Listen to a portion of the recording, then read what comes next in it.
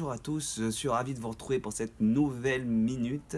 Et aujourd'hui, c'est une minute assez spéciale, puisque elle contient l'essence de ce que j'essaie de transmettre depuis très longtemps. Alors, quel est ce message? Le voici. La sagesse suprême, c'est d'avoir des rêves suffisamment grands pour ne pas les perdre de vue pendant qu'on les poursuit.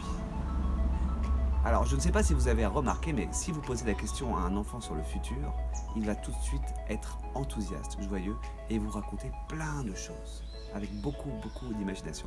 Et si vous posez la même question à un adulte, la réponse sera soit très courte, soit quasiment inexistante. Alors, je me pose cette question. Où sont passés nos rêves d'enfants? Où sont passés nos rêves tout court? Pourquoi ne rêvons-nous plus? Que s'est-il passé? Alors, c'est pourquoi il est temps de se remettre à rêver de nouveau.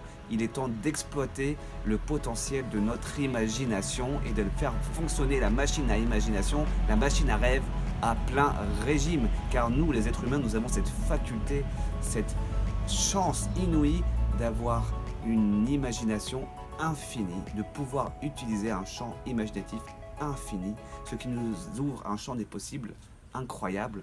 Et plus nous allons l'utiliser, plus nous allons pouvoir rêver de nouveau. Et plus nous rêvons, plus nous allons ressentir cette énergie, cette joie au quotidien, cette merveille, cette curiosité, cet émerveillement enfantin.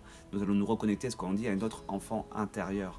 Alors la question c'est, si nous rêvons, autant rêver de manière grande, ambitieuse, pour que le rêve, s'il devient réalité, impacte, change, transforme énormément de monde. Donc ce qui est pas mal, c'est de pouvoir rêver de manière si grande que le simple fait de l'imaginer vous transporte de joie.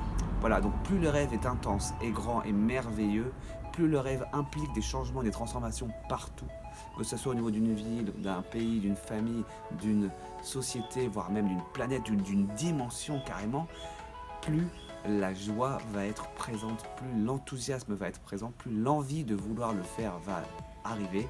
Et c'est ainsi que cette énergie ne va pas se perdre au quotidien, elle va se maintenir. À chaque fois, vous allez vous rappeler votre rêve pour pouvoir donner l'énergie au quotidien pour le faire exister.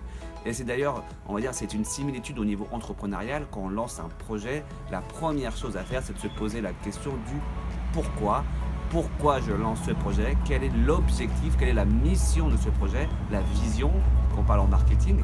Et quand on fait ça, plus le pourquoi est solide, plus l'enthousiasme, l'énergie va être là au quotidien, malgré les imprévus, malgré les complications.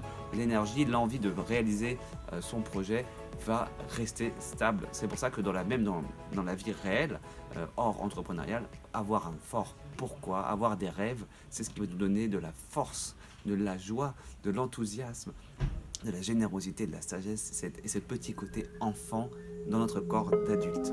Voilà, donc je vous laisse sur ces petites questions. Et vous, quels sont vos rêves? Quels sont vos prochains rêves? Quelles sont vos prochaines actions pour les faire exister?